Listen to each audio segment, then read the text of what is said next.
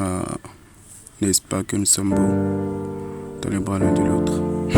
Évidemment, si seulement c'était rose entre nous. Laissez-moi vous raconter notre histoire.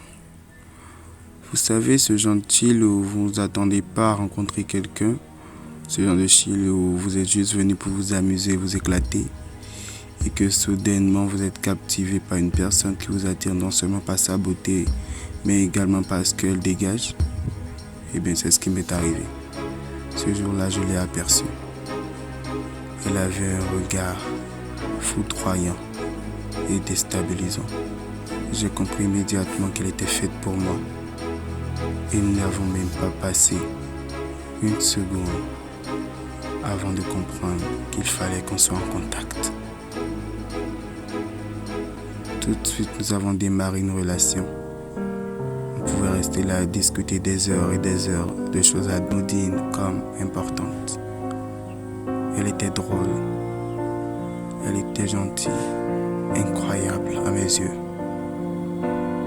Toutefois, je ne pouvais m'empêcher de ressentir un sentiment de jalousie, car je voulais qu'elle soit mienne et je ne supportais pas l'idée qu'elle puisse appartenir à d'autres personnes. Toutefois, je lui faisais confiance. Et c'est la raison pour laquelle nous nous glorifions de notre relation, même si des envieux et des jaloux n'arrivaient pas à nous voir ensemble. C'était nous deux contre le reste du monde.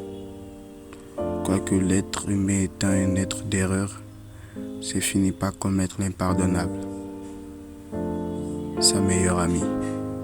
Et vu que la trahison est la seconde nature de la femme, celle-ci a cédé. Mais comme la vérité, même si elle prend l'escalier, elle finit toujours par remonter.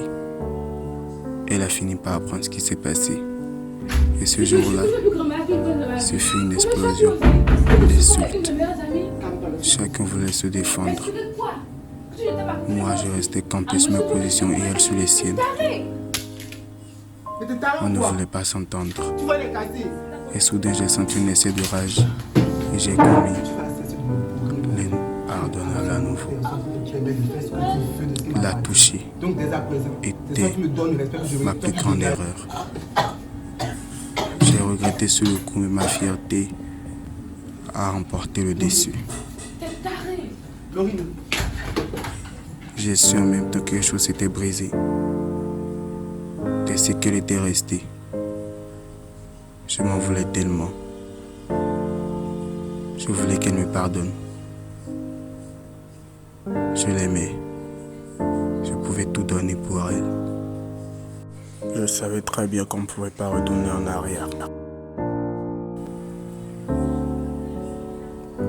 Alors j'ai essayé le matérialisme. Et je pensais que ça allait marcher. Mais étant une joueuse, elle n'a pas cédé. Et au contraire, elle a commencé à jouer avec moi.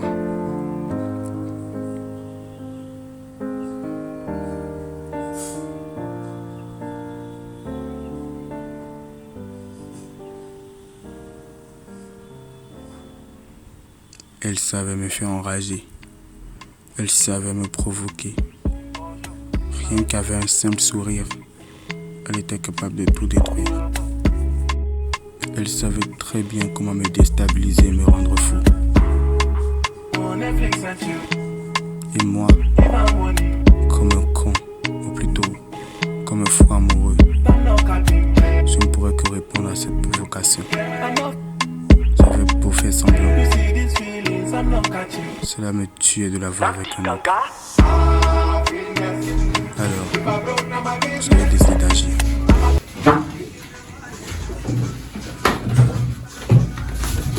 Vous savez, ce genre d'amour où on est obligé d'emprunter la violence.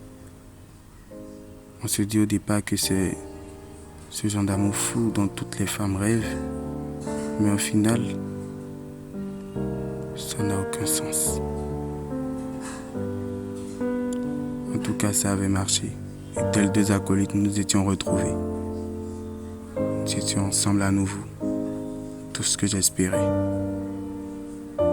Quoique, ce bonheur ne fut que factice. Vu que dès le lendemain,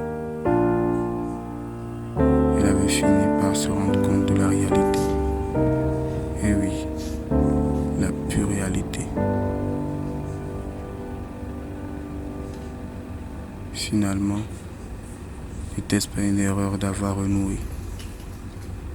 N'était-ce pas une erreur d'être revenu dans mes bras? Pour moi, non. Pour elle, oui. Et finalement, j'ai compris. Être en couple où l'aimer follement n'était pas une fin en soi. Le respect, la confiance, la communication étaient des choses importantes. Et tant que ces différents piliers n'étaient pas au rendez-vous, notre couple était voué à l'échec. Et ça, je l'ai compris. Donc, nous avons pris des directions opposées pour ne pas tourner en rond dans un cercle d'amour toxique.